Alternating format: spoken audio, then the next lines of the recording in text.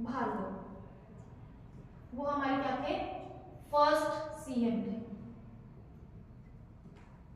ठीक है, second CM क्या थे, कौन थे हमारे, भीमसेन सच्चर। भीमसेन सच्चर। जब हरियाणा और पंजाब साथ में नहीं रह पा रहे थे तो भीमसेन सच्चर जी ने एक सुझाव दिया कि हरियाणा को दो पार्ट्स में डिवाइड कर देते हैं। ठीक है, हरियाणा और पंजाब को क्या करते हैं, दो पार्ट्स में डिवाइड कर देते हैं। ये तो क्या हो जाएगा, पंजाबी क्षेत्र, और ये क्या हो जाएगा, हिंदी भाषी क्षेत्र। इसको सच्चर फॉर्मूला के नाम से भी जाना जाता है। ठीक है, पंजाबी क्षेत्र में क्या बोला गया कि पंजाबी क्षेत्र के लोग पंजाबी भाषा तो पढ़ाएंगे ही पढ़ाएंगे, साथ में उन लोगों को क्या पढ़ानी पड़ेगी, हिंदी भाषा भी पढ़ानी पड़ेगी। अब ये बताओ, अगर वो हिंदी भाषा पढ़ते हैं तो उनका नुकसान है या फायदा, उनका तो फायदा ही है, क्योंकि हिंदी भाषा अगर वो पढ़ रहे हैं तो देखो पंजाब तो क्या उनके एरिया की भाषा है, अब वो हिंदी भाषा पढ़ेंगे, मान लो वो गुजरात में चले गए, गुजरात में क्या है, गुजराती है, तो इनको गुजराती थोड़ी आती है, तो उनको आपस में कम्युनिकेट करना हुआ तो किससे करेंगे, हिंदी भाषा से कर सकते हैं। तो हिंदी तो पूरे भारत में बोली जाने वाली भाषा थी, तो हिंदी के साथ तो वो किसी भी राज्य के साथ कम्युनिकेट कर सकते हैं, किसी भी राज्य के लोगों के साथ कम्युनिकेट कर सकते हैं, तो हिंदी सीखने में इनका तो फायदा था। हम लोगों को बोला गया कि आप, हम लोगों की भाषा क्या थी, हिंदी थी, हम लोगों को बोला गया कि आप लोगों को अपने बच्चों को क्या पढ़ानी है, पंजाबी पढ़ानी है। अब देखो पंजाबी पढ़ने से हमारा क्या लाभ है, ये बताओ। हम लोग पंजाब में जा सकते हैं, पंजाब के लोगों से हम कम्युनिकेट कर सकते हैं पंजाबी में, उसके अलावा पंजाबी का रोल क्या है, और पंजाब वालों के साथ कम्युनिकेट करेंगे तो वो जरूरी थोड़ी है हमें वो नौकरी दे देंगे। इससे अच्छा तो पंजाबी की बजाय तो हम कह रहे थे कि हमारे बच्चे इंग्लिश सीखेंगे, कम से कम वो देश विदेश में जाएंगे, उन्हें नौकरियां तो मिलेगी। तो इसलिए हम लोगों ने क्या कर दिया, हम लोगों ने पंजाबी भाषा पढ़ाने से क्या कर दिया, मना कर दिया, और हमने क्या कर दिया, इस फॉर्मूले को मानने से भी क्या कर दिया, मना कर दिया। ठीक है, तो उसके बाद जब हमारा भारत देश आजाद हुआ, एक कमेटी बनाई गई। जब हमारा भारत देश आजाद हुआ, एक कमेटी बनाई गई 1956 में।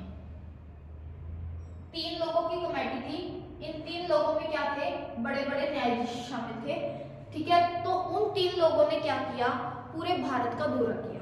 उन 3 लोगों ने पूरे भारत का दौरा किया और उन्होंने देखा कि भारत में कितने राज्य बनाए जा सकते हैं, कितनी यूनियन टेरिटरीज बनाई जा सकती है, इसके अकॉर्डिंग उन लोगों को इस चीज का जिम्मा सौंपा गया था। जब वो पूरे भारत का दौरा कर रहे थे तो वो एक मीटिंग के लिए वो रोहतक में आके बैठते हैं, हरियाणा के रोहतक में आते हैं। तो हमारे जो लीडर थे हरियाणा के, उन्होंने उनको अच्छा चाय नाश्ता करवाया, उनको कहा कि सर प्लीज हम ना बहुत परेशान है, हम लोगों को पंजाब के पार्ट से अलग करके हमारा भी अलग राज्य बना दो।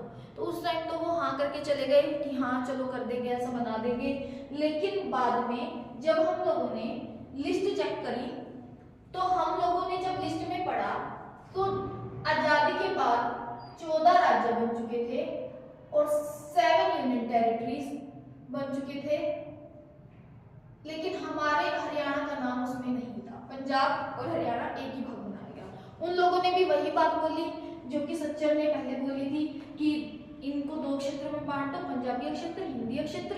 पंजाबी वाले जो हैं वो दोनों भाषा सिखाएंगे, पंजाबी और हिंदी, और हिंदी वाले भी दोनों भाषा सिखाएंगे, हिंदी और पंजाबी।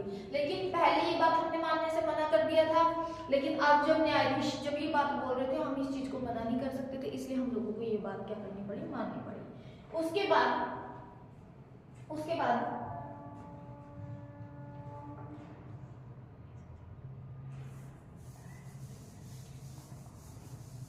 14 यूनियन टेरिटरीज बन चुकी थी।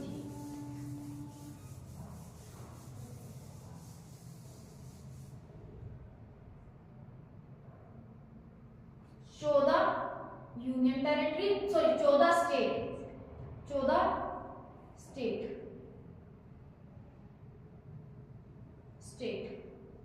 और 7 यूनियन टेरिटरीज। ठीक है, कौन से संशोधन था ये संविधान का? 7वां संशोधन।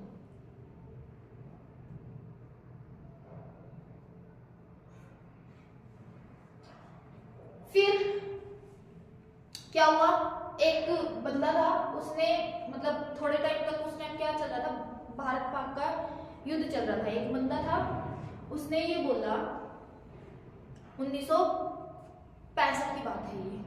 उसने ये बोला कि मैं आमरण अनशन करूंगा, उसका नाम था फिरोज शाह, मैं आमरण अनशन करूंगा अगर आप लोगों ने पंजाब और हरियाणा को अलग नहीं किया तो। अगर आपने पंजाब और हरियाणा को अलग नहीं किया तो मैं आमरण अनशन करूंगा। तो इस पर उस टाइम हमारे जो पीएम थे वो लाल बहादुर शास्त्री जी थे, तो उन्होंने उसको समझाया अभी भारत पाक का युद्ध चल रहा है, अभी प्रॉब्लम चल रही है, तो कुछ टाइम के लिए आप रुक जाओ, उसके बाद एक बार ये युद्ध सॉर्ट आउट होने दो, हम आपकी समस्या के ऊपर भी विचार करेंगे। तो हमारी बदकिस्मती थी कि उसके 6 महीने बाद लाल बहादुर शास्त्री जी की डेथ हो गई। तो जिसके बाद 14 दिन के लिए हमारा एक नया सीएम भी बना था, 14 दिन के लिए पीएम बनाया गया था गुलजारी लाल नंदा। गुलजारी लाल नंदा ये 14 दिन के सीएम थे, सॉरी पीएम थे हमारे। ठीक है, उसके बाद इंदिरा गांधी आई थी। तो हमारे जैसे हम लोग क्या थे, हम लोगों को ये लगने लगा भाई ऐसे तो हम लोग अलग नहीं होंगे, हमें बहुत टाइम हो गया लड़ते लड़ते, तो हम लोगों के मन में क्या हो गई थी, हमें यूं लगने लगा था कि कुछ तो बड़ा करना पड़ेगा, कुछ तो बड़ा करना पड़ेगा। तो हमारी जो ये बातें ये कहाँ पहुंचने लगी, दिल्ली तक पहुंच गई। तो वहां पे जो हमारी पीएम थे इंदिरा गांधी, उन्होंने ये बोला कि क्रांति हो, इससे अच्छा तो क्या है हम इनको अलग कर देते हैं, फर्क तो कुछ नहीं पड़ेगा, लैंड हमारा वही, सब कुछ हमारा वही, सिर्फ क्या हो जाएंगे एक राज्य के दो राज्य बन जाएंगे, 2 हिस्से हो जाएंगे। तो फिर इसके ऊपर क्या किया गया, हमारे राज्य को अलग किया गया। अब अलग करने के लिए 20 अप्रैल